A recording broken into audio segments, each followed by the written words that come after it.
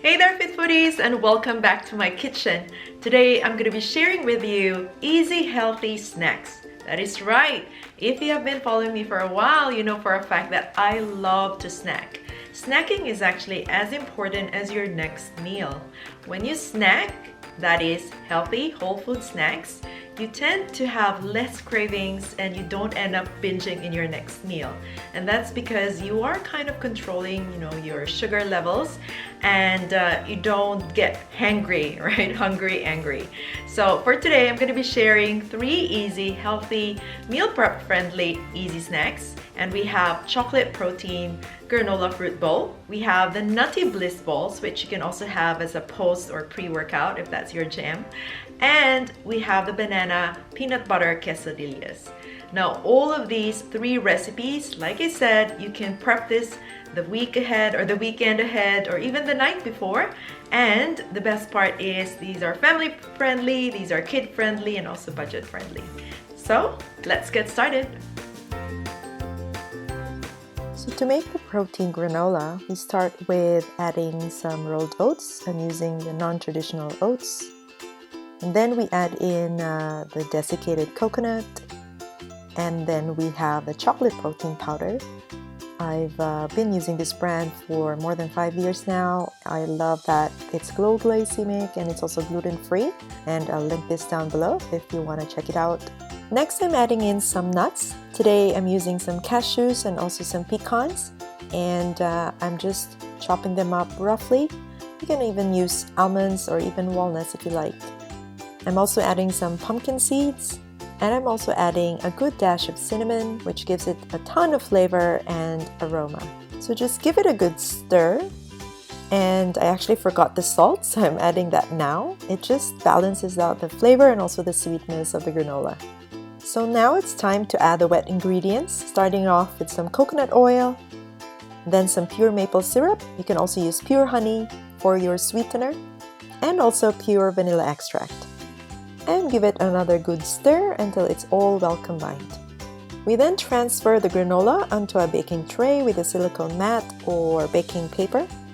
And using a spatula, we press it down against the tray. So don't skip this step because this ensures that the granola cooks evenly and you get really crisp granola clusters. So now we are ready to bake into the oven, 160 degrees Celsius, for about 10 minutes. And after that, we're gonna flip it using a spatula. And again, don't skip this step because this ensures that your granola turns out crisp and you get the clusters that we all want. Once you've flipped the granola, you return it back into the oven and you bake it for another 8 to 10 minutes and until it browns, and then you get that crispy granola clusters. Once you've taken it out of the oven, don't touch it yet. Just let it cool down on the baking tray for another 10 minutes. I know it's not easy to wait, but trust me on this because it will crisp up nicely if you leave it to cool down on the tray. And our granola is done. This has cooled down for a few minutes and look at that. The granola clusters, it's super crispy and it's really, really flavorful as I can tell. And the smell is amazing. I mean, how crunchy can that get? So now to serve this up, I usually love to prep it in a bowl.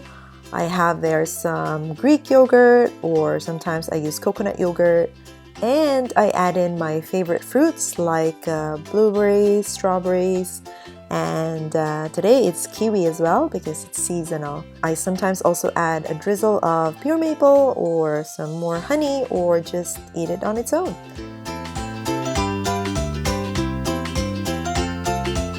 You can store the rest of your granola in an airtight glass container or anything that has a lid, and just make sure it's dry and it's also clean, and you can store it in your pantry or in any dry, cool place. You can even store it in the fridge if you want for it to stay fresh for longer.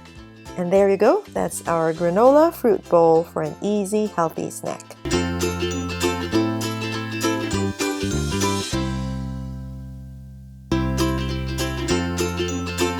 The next snack we're making is my favorite, banana peanut butter quesadilla.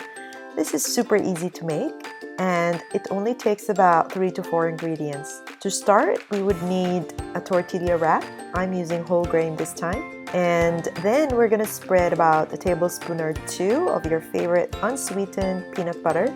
Just make sure it's all natural, and you would know by simply reading the labels, and it should only have 100% peanuts in it. If you have nut allergies, you can always use nut butter, sesame butter, even cashew butter. And next, we're gonna take a ripe banana, and we just slice it, and we then spread it on top of the peanut butter. And the last ingredient is optional, but I like to add a bit of dark chocolate chips so that when we toast this quesadilla, then the chocolate melts beautifully with the banana and the peanut butter.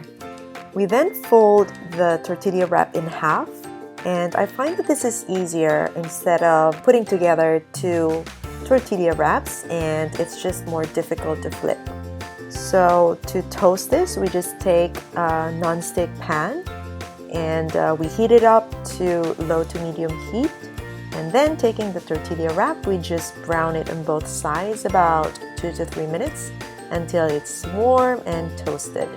This banana peanut butter quesadilla is such a favorite of my little boy.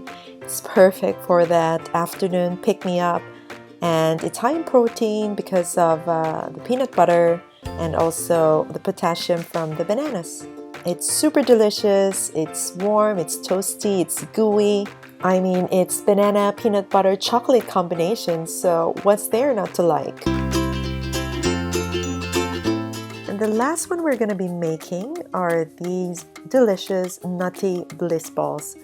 Bliss balls are really just protein balls, and they're made from a mix of oats and some peanut butter or almond butter, some nuts, and also some seeds, and a lot of superfoods in there.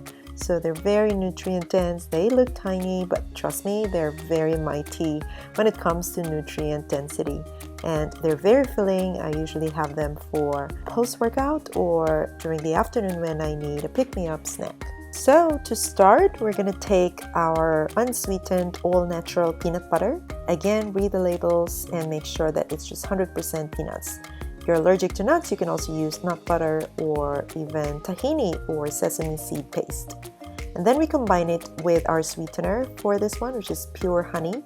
I like to use honey instead of maple syrup for this recipe, just because it holds better when we form it into balls. And next, we're gonna add our dry ingredients, our rolled old-fashioned traditional oats. We're also gonna add our desiccated coconut, our protein powder, and then a bit of salt.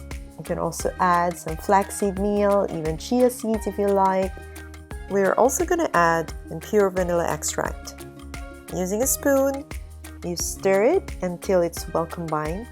And if you find that it's too dry and it's not holding its shape, you can always add a bit more pure honey so that it's stickier and you can definitely form it into balls much easier. So now it's time to form it into balls. I'm using a handy cookie scooper. I love this one, and I'm going to link this down below if you want to check this out. You can also use just a tablespoon, a regular spoon. So you scoop about a tablespoon of the mixture, and using your palm, you roll it into a ball.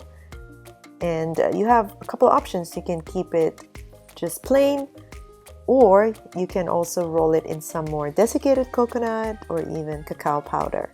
This recipe makes about 8 to 10 medium-sized balls, and this is very meal prep friendly. You can even store this in the freezer. I like to just chill mine in the fridge and transfer them into an airtight container with a lid and store it in the fridge for up to 4 days. I love to have this as a snack or as a post-workout bite. It's super delicious, it's easy, and 100% wholesome.